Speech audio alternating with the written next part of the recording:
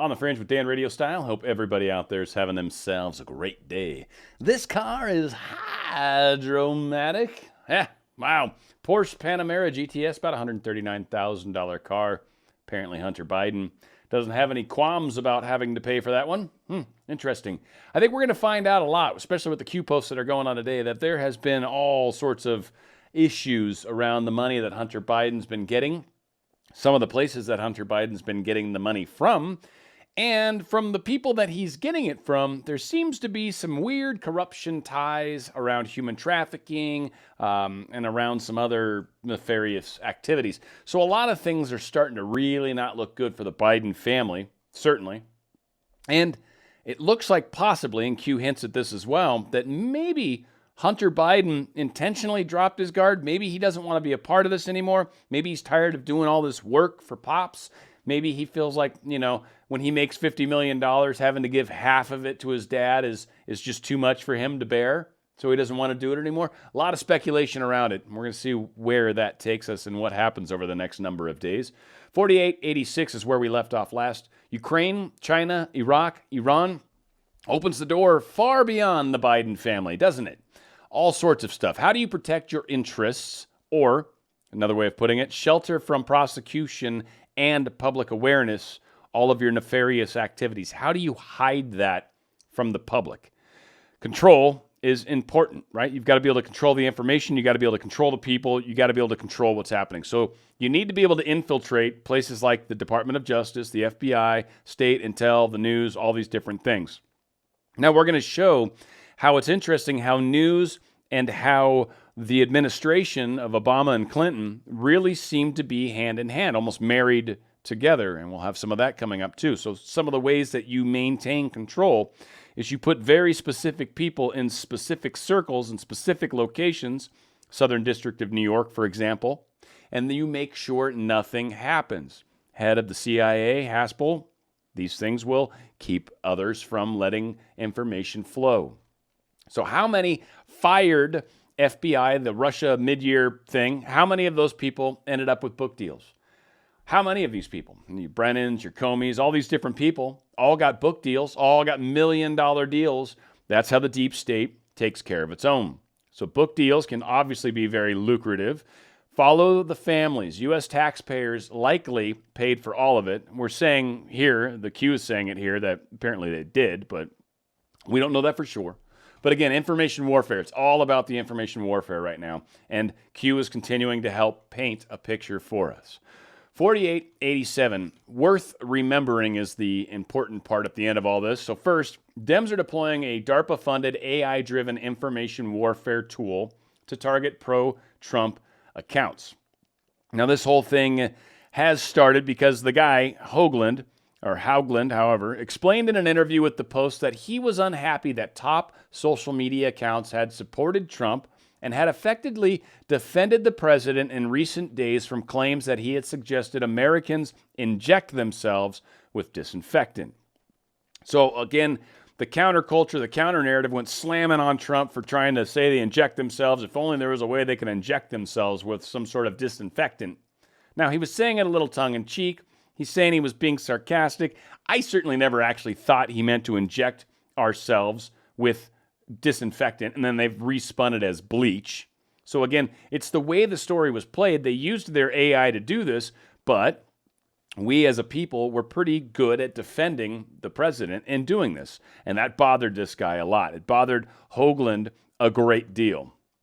And so, again, we've got people that are using DARPA technology that was designed, by the way, to help fight ISIS. That's what this technology was designed to do, was to help go against the narrative that the ISIS radicals were doing, and then they would counter the narrative with a version that worked. And they found that some versions of the counter narrative, if you will, were very successful. And this AI tried to help identify what those were. And so that's what it's designed to do. So they're, of course, trying to keep Trump from winning at all costs, no matter what happens. And, of course, we got the Washington Post. So we had the news break. Of course, they're referencing the Fox article. We've got Fox and we've got the Washington Post that are all talking about this particular technology. Now, this was brought up months ago anyway. This isn't necessarily anything new for most people that are following Q, but if maybe you're a little new to the movement, I know we're gaining a lot of people every single day. And so, yes, this is technology that was made by our government. It was actually started by the McChrystal, I want to say was the general's name, who coincidentally got fired from the Obama administration because of an article in Rolling Stone magazine where he pretty much spoke poorly about Biden and Obama and talked about how he wanted 40,000 troops to be pushed out to Afghanistan. Obama really wanted to pull those numbers back, apparently. And so there was a bit of a name-calling thing, if you will, in Rolling Stones. Obama didn't like that. And as it turned out, Obama agreed to 30,000 troops, not quite 40,000. So again, there's a whole lot of story that ties in around all of that. Post 4888. So a subpoena of all of H. Biden's financial records, wouldn't that be a death blow? And that really is something that should be asked right now, for sure. Obviously, Joe Biden, has probably shown his tax records, and that's why there's some of these emails that suggest that maybe Hunter Biden was holding on to some of this money for the big guy, whoever that was. And then as it turned out, we've gotten some verification that big guy was, in fact, referencing Joe Biden. So it seems that Hunter Biden has been hanging on to all sorts of money from all sorts of different places. Now, we've obviously heard about China. We've obviously heard about Ukraine. We've heard about Russia, right? The wife of the mayor in Russia, of Moscow, I believe it was. She had ties to human trafficking as well. Well, come to find out, Kazakhstan is now also in the loop. Apparently, Hunter Biden's had some dealings there. Between 2012 and 2014, when his father, Joe Biden, served as vice president, Hunter Biden worked as a go-between to a few individuals that are tied to the government within Kazakhstan. I can't say any of their names, so I'm just going to try not to.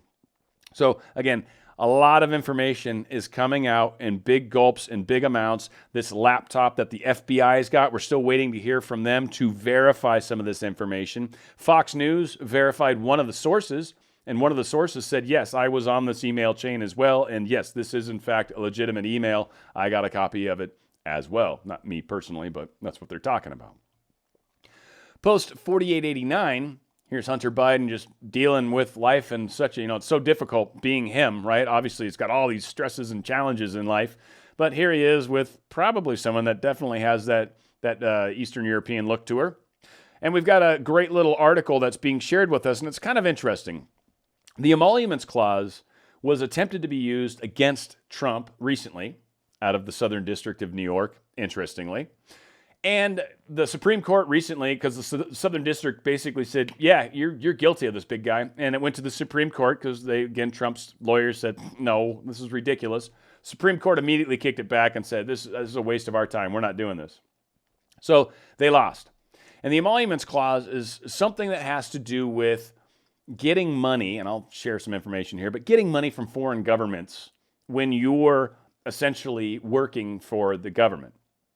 It's not okay to receive bids. And the Founding Fathers realized that one of the easiest ways to try to take over a president or any of those types of important people would be to offer them bribes. So the emoluments clause was put in place. Now, they went after Trump because he's got dealings in other countries, and he's got buildings and all this stuff, and there's certificates, and there's money that needs to be paid. Anyway, money changed hands. They felt that was breaking the emoluments clause. It's kind of silly because Trump is just sort of a global business before he ever became president. And for him to just give up all that because now he's a president would be ridiculous. But the emoluments clause has got a lot in it. So the founders feared corruption against the government. Because of that, they put this emoluments clause in place. They were also very worried about foreign powers that would try to interfere with American internal affairs, undermining the nation's Republican institutions and making its leaders subservient to foreign interests. So of particular concern to the founders was the risk that benefits and rewards given by foreign states would subvert the president's undivided loyalty to the nation's best interests.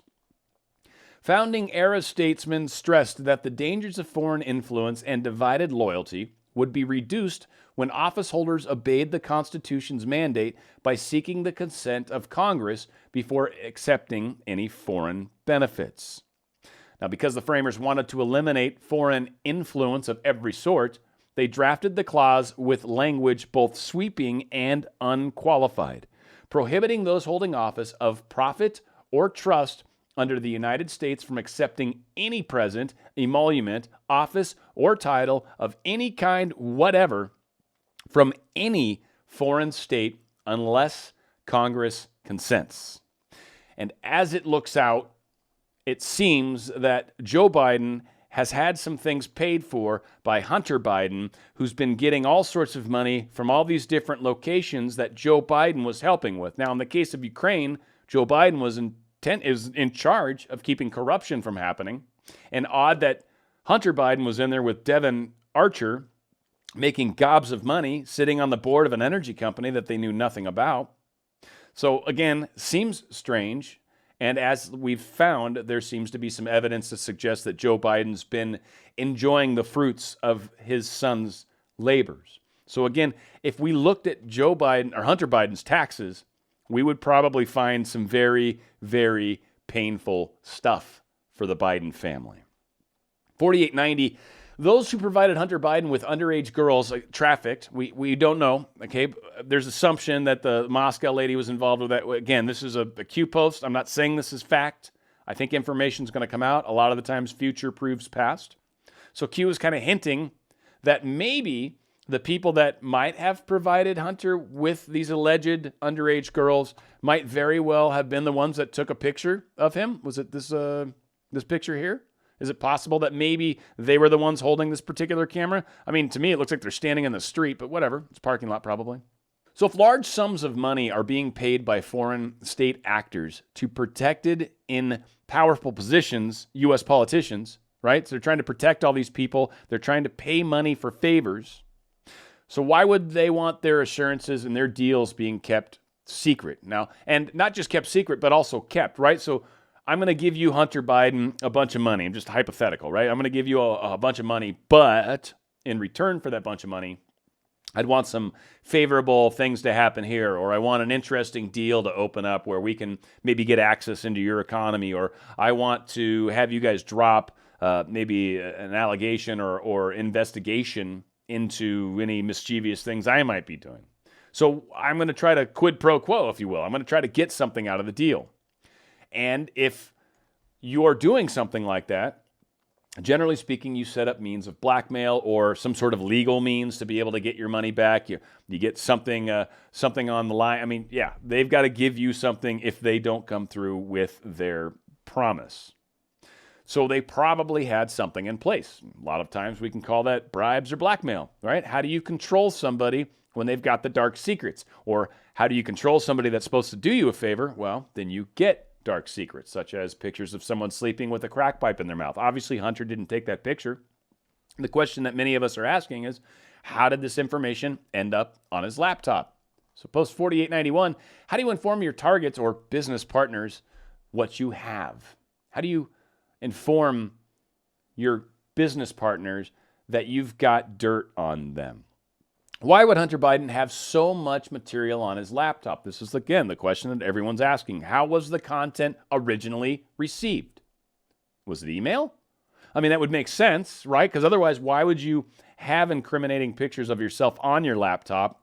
I mean, it just doesn't make sense. If there's bad pictures that you don't want anyone to see, you don't put them on your laptop hoping that's going to keep them safe. If anything, that actually puts you at higher risk.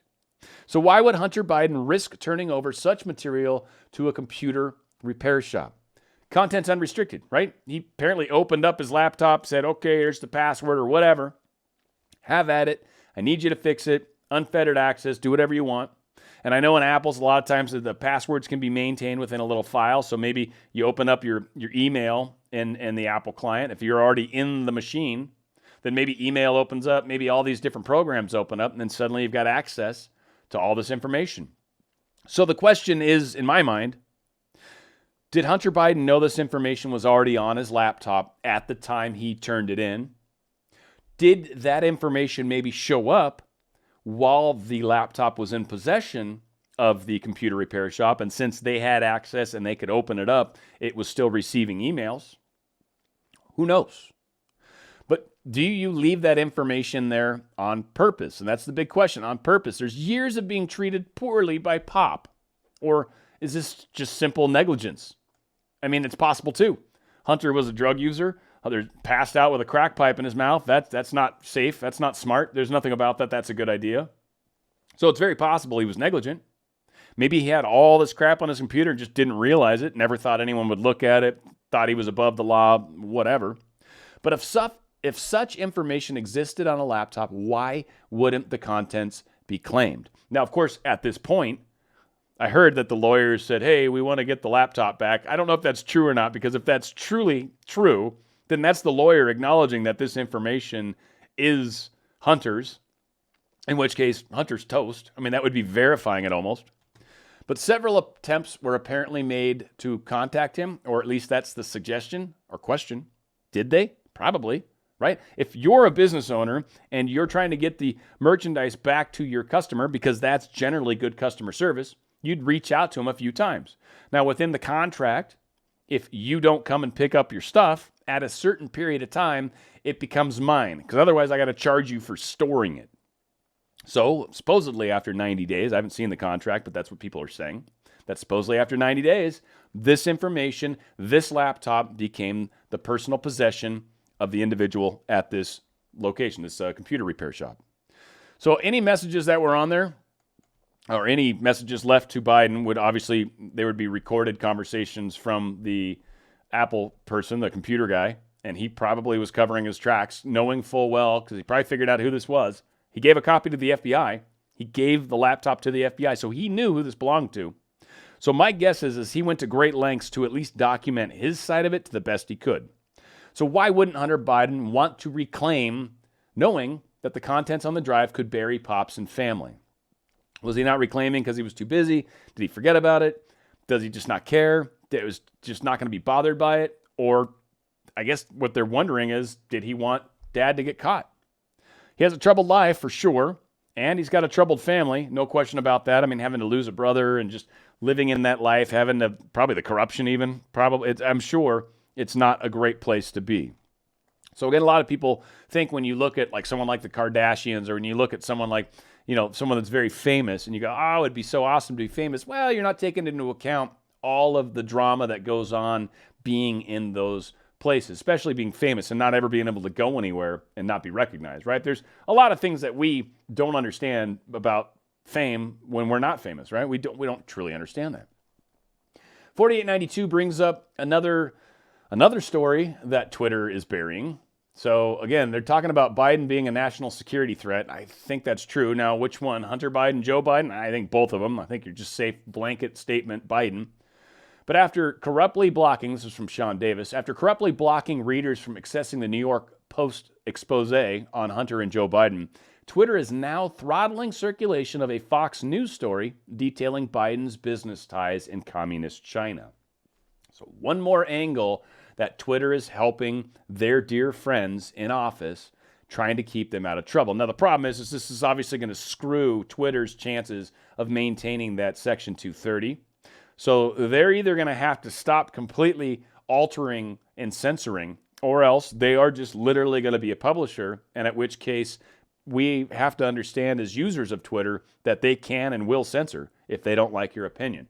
But as long as they lose that protection that's given to them in 230, then that's totally okay. Again, it's one of those things. You can either have the protection and let people post whatever the heck and just do your best to make sure nothing violent or, trying to issue threats against another, right? Like the obvious things that you're not supposed to do. But outside of that, if someone's telling a lie or something that's not necessarily verifiable, that doesn't mean that it's your place to decide whether it is true or false. And that's when they get themselves in trouble. 4893, how is the game played? So what's really interesting about all this is we've got Devin Archer. I'm going to kind of cover the basics on this one first, and we can go to the links, but they're just verifying the same thing.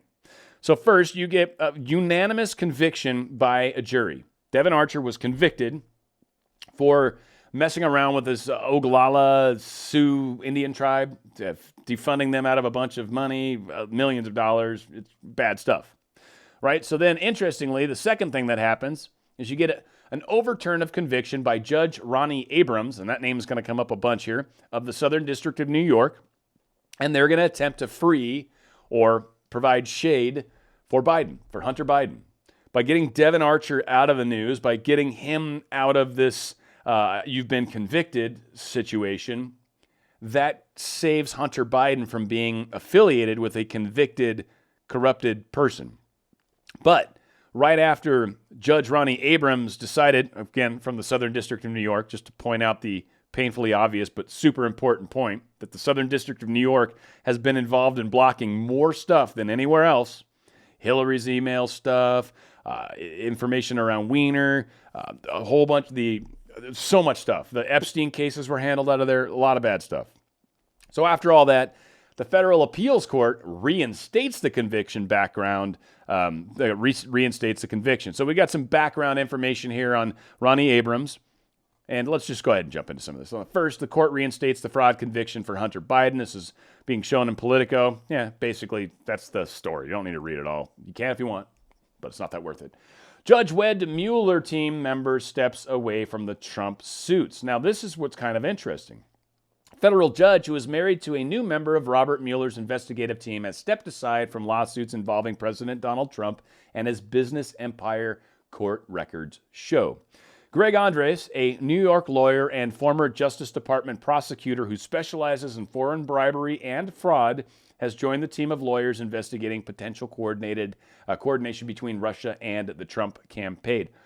Andres is married to Ronnie Abrams, a federal judge in Manhattan who presided over the lawsuits that accused Trump of violating the Constitution's emolument clause by letting his business accept money from foreign governments.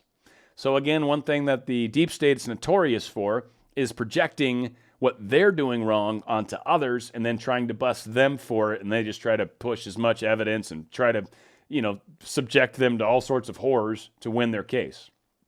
And then come to find out the emolument problem is actually happening, looks like, more on the Hunter Biden side and the Joe Biden side, because, again, the Supreme Court dropped this emoluments clause against Trump.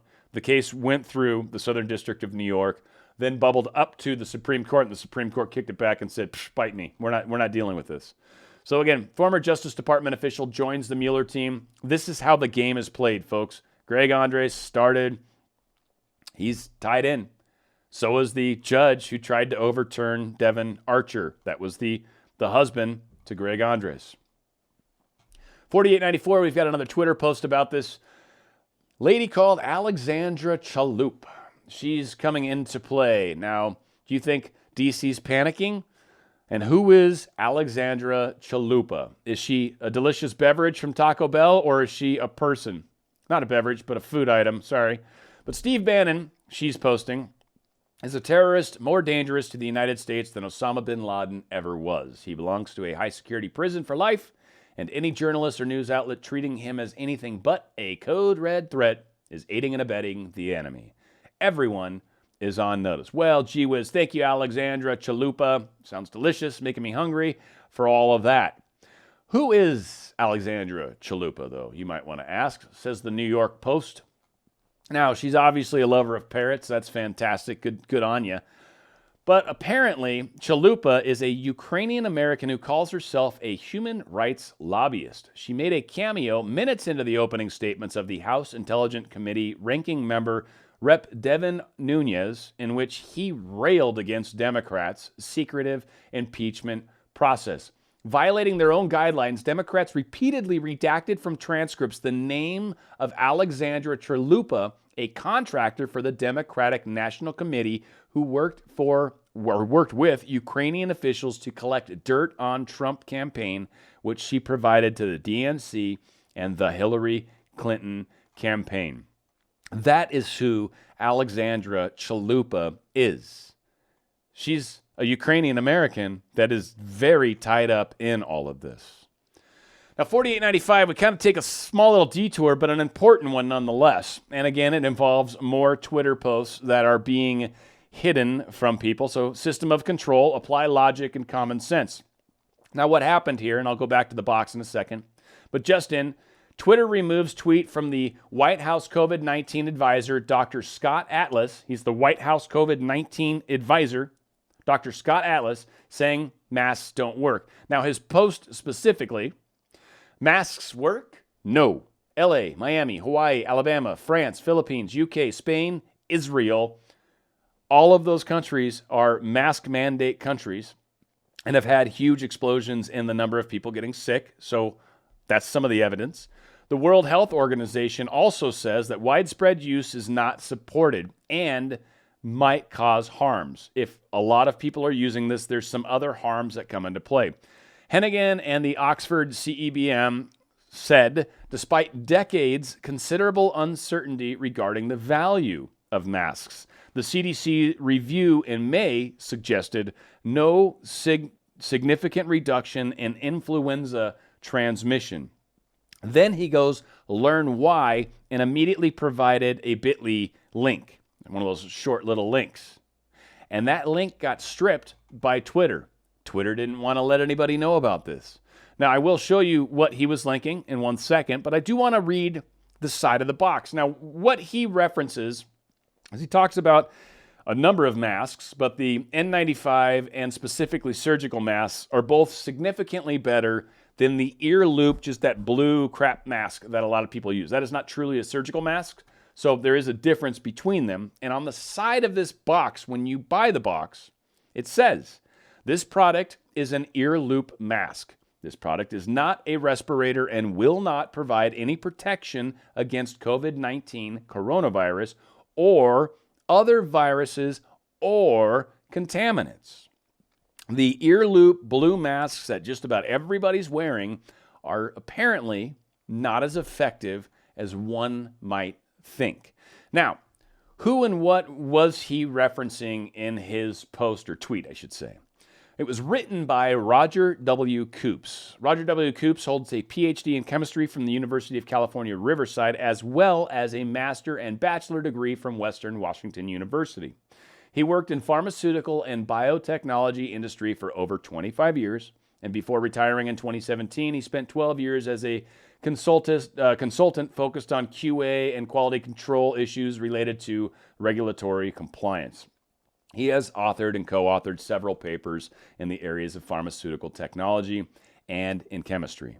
Now, in the American Institute for Economic Research, which is a pretty prestigious place or website, essentially, it used to be periodical, I believe, he did a long, super long, awesome, very full of information article, and I actually enjoyed reading this immensely. I'm going to cover a couple of the key things within this exceptionally. Did I say it was long? Because it's very long. So we're just trying to give a little understanding between the size of these particles. Now, 100 nanometer particle is what a surgical mask will stop. 100 nanometer. Okay, over here is 5 microns. It's significantly bigger than 100 nanometers. In fact, 1 micron is a fifth the size of this, and 100 nanometers is 1/10 the size of this. So it's significantly smaller. Actually, looks like it's like 100th the size it looks like. So 100th the size of 1 micron. Now, surgical masks, again, will stop particles in that size. N95 masks will stop in the 300 nanometer range. But when you start getting up into the ear loop masks, you're really over in this large aerosol, small droplet area. And it will protect you somewhat, but it's not designed to protect on these smaller particles. You've got holes exposed all around. There's a whole lot of problems. Now, the other main thing that they really talked about, and I don't want to beat the dead horse here, but there's the ingress and egress of breathing. Ingress is breathing in, egress is breathing out. One of the things they talk about with the masks and sort of where the masks tend to fail people is, one, not so much in the design of the masks, though those are in question when it comes to the ear loop masks and some of just the regular cloth and stuff like that. But it comes in more with how people use them. People are not as skilled with using the masks as they probably should be. In fact, here's a picture of the author way back in the day getting fitted for a mask that was actually had a separate ingress and egress breathing. So the ingress went through these tubes here, these little filters, and there was a diaphragm inside that as you breathed in, it closed the diaphragm for the egress and only allowed the air to come in through these tubes. This thing was significantly hard to breathe through. It fit very tightly, and then when you exhaled, the little diaphragm closed on the tube, the filters, and let you just blow out kind of, there was some hole or whatever close to the mouth, and you would exhale out that. So these types of masks are super effective, and he was getting fitted for them. This was not him working in an environment that was dangerous. This is just him getting fitted, because he would have eye coverings, he would have a head covering. Like, there's a whole lot of other stuff that would be on him that's currently not. They're just truly fitting the mask. So don't get too beat up on it, but he is someone that knows a little bit about personal protection equipment. So he talks about ingress and egress. When you breathe in a mask, if you happen to pick up the virus, right, the virus particle somehow comes in and hits your mask, then it's sitting in your mask. Your mask has now got the virus on it. Now, if you touch the mask with your hands, you've now contaminated your hands, and anything you touch, you will spread that virus. If you don't, and you just leave the mask on your face like you're supposed to, well, the virus is technically sitting in there, and maybe some more of it's hitting your mask from time to time, and you're getting a little more stuff in there, right? And as you breathe in and out, and as you breathe in, essentially, you're getting more and more of those contaminants on your mask. As your mask gets wet and moist from breathing in and breathing out, that actually creates an area that becomes extremely infectious and very easy to breathe those particles in as droplets, or as even smaller particles than regular droplets, right? So it starts to allow an accumulation of bad mojo right in front of your face. And since there's moisture, it allows a perfect environment for that to just be happy and continue to evolve and grow as far as the number of particles that end up on your mask. And the same is true for exhaling. If I've got the virus inside of me and I exhale it into my mask, well, as I'm breathing in and out, I'm making the mask wet, more and more stuff, more and more contaminants are being put onto the mask. And then as I breathe through that, I'm blowing that out into the atmosphere around me as micro droplets now. Not the big droplets, not the and sneeze droplets, but the teeny tiny little ones that can float around for hours. So that's what he's saying is essentially, one, there's surgical masks work really well. Hardly anyone's using those. Two, N95 masks work pretty good, but still significantly bigger than they should be. But again, a lot of people are using those, but are you touching it? Are we using it? There's a lot of contamination things that happen. And then anything bigger than that, those ear loop masks are borderline worthless. And that's kind of what this study is really pointing out. And he talks about a few last little points that I think are worth bringing up. Here are some important points to consider about masks. People who have not experienced this virus do not need to wear face coverings, period. People who have experienced this virus, do not need to wear face mask coverings. And again, we've explained kind of why, right? It's not necessarily helping you, and certainly it puts you even at higher risk of getting sick. Two, in an open environment, no one should be wearing face coverings. He talks about this is like the one place where we can get assistance from nature to help reduce the virus molecules. Considering that less than 5% of transmissions have been associated with open air environments, that's why he's saying this risk is truly small. If basically 95% of the time nothing really happens when you're outdoors, your chances are pretty good. Again, a 95% success rate is great. And by way of bringing up an important point, if you actually get sick, if you're 75, you have a 95% chance of surviving. And if you're anything younger than that, you've got over a 99% chance of surviving. So again, your chances of getting it outside are really, really small. Now, one thing really important to point out, face mask coverings can be very useful when you're going to visit, say, Grandpa Joe or whatever, and he happens to be high risk. Face masks can be very useful, but not the one you keep under your car, not the one that you typically wear, not the one that you were wearing yesterday. Get one at the facility that you're going to visit your dad at. Get a surgical mask there. Make sure it's in the controlled environment that they're providing. And make sure that you take that thing off when you're done and you don't continue to rewear it. But don't walk in to see Grandpa Joe and have one of your nasty masks on that's been sitting in your glove box that you've used 55 times. That thing's nasty and certainly are putting Grandpa Joe at high risk. So if you're going to do that, you don't. And if you're going to go to a place where you're going to visit someone, use their surgical mask that they provide. You've got a much, much safer chance of making sure you keep them safe. Secondly, children. It's really important. Children, their immune systems require activity with the outer world to build up their immune systems over time. They essentially get a lot of germs. They've got cool little immune systems that work with that and then give them antibodies to those germs. And essentially, they're building up their database of viral infection understanding. Like their body's like, oh, I've gotten this sickness before. I know how to fix this. Boom, make that antibody, and bada boom, bada bing, you're healthy. So making kids wear masks is actually very dangerous because it actually, one, they're in a super duper low risk category based off all the studies. And two, they need to be impacted by viruses. They can't be put in a bubble or else their immune systems will likely be compromised for their lives. 5, the mask mandate idea is truly ridiculous. It's a knee-jerk reaction and needs to be withdrawn and thrown in the waste bin of disastrous policy, along with lockdowns and school closures. And again, we've had the EU come out and talk about how lockdowns are bad. A whole lot of people, the World Health Organization and the CDC, have all come out and really spoken poorly about lockdowns. So you can vote for a person without blindly supporting all of these crazy proposals, right? Which, again, if you want to vote for Joe Biden, great. But when it comes to the lockdown, maybe you can be boisterous at that point and say, hey, this isn't necessarily healthy for us. And of course, Trump, he's pretty much on board with all this.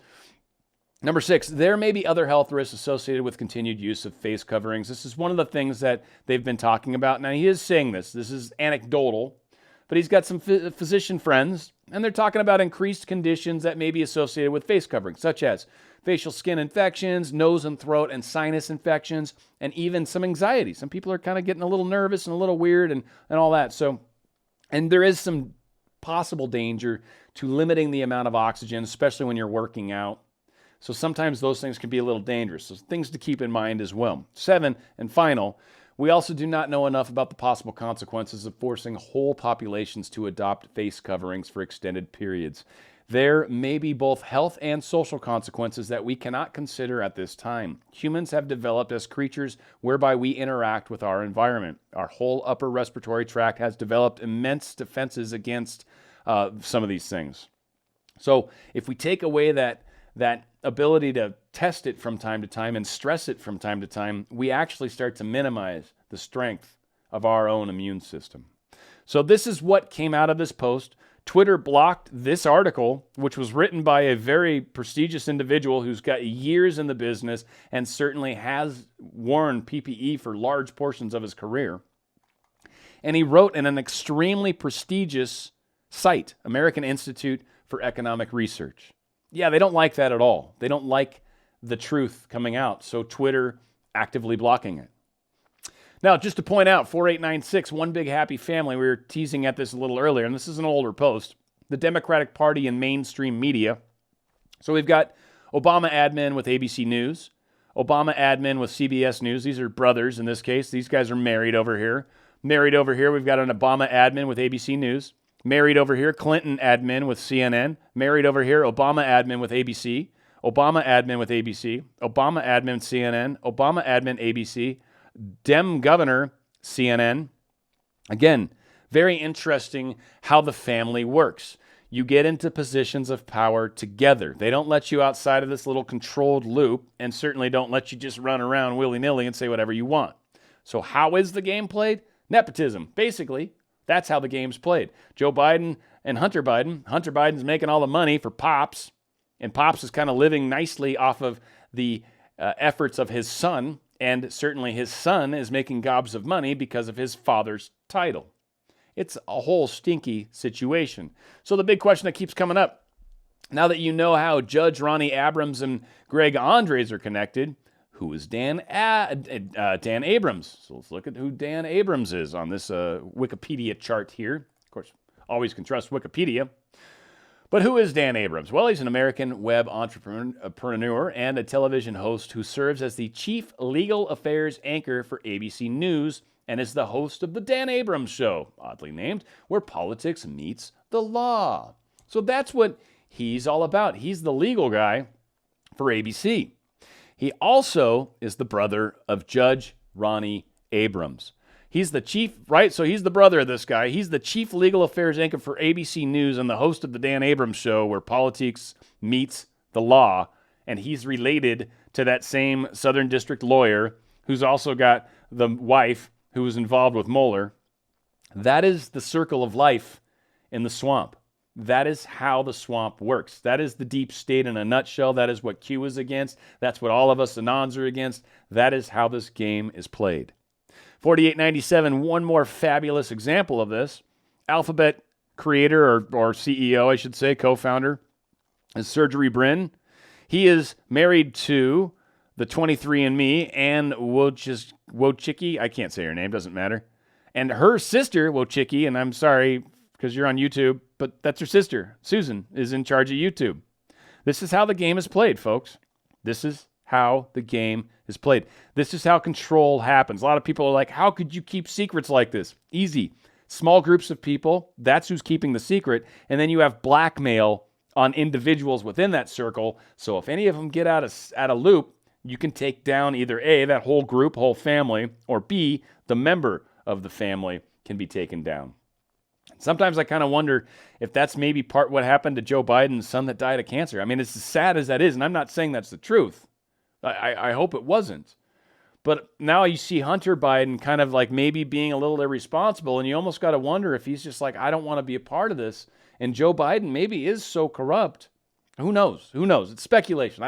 There's no truth. I don't have anything to suggest that. I admit that's complete speculation, but I really wonder. Because, man, that's tragic. But I've heard lots of stories where, again, they've talked about with Trump.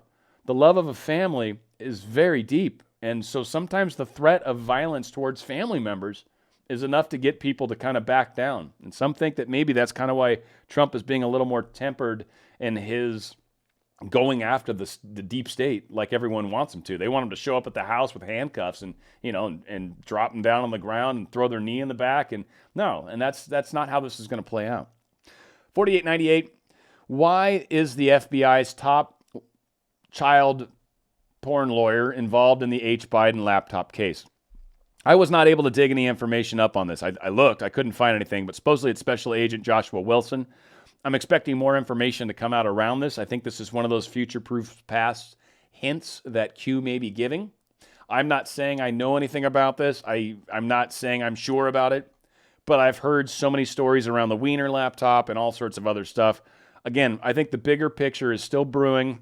It's still percolating up to the public's knowledge, and I think as it does, people are going to just be shocked as more and more of this information comes out. And in a lot of cases, I think there's going to be a lot of people that just pure and simple don't believe that something this heinous is actually happening.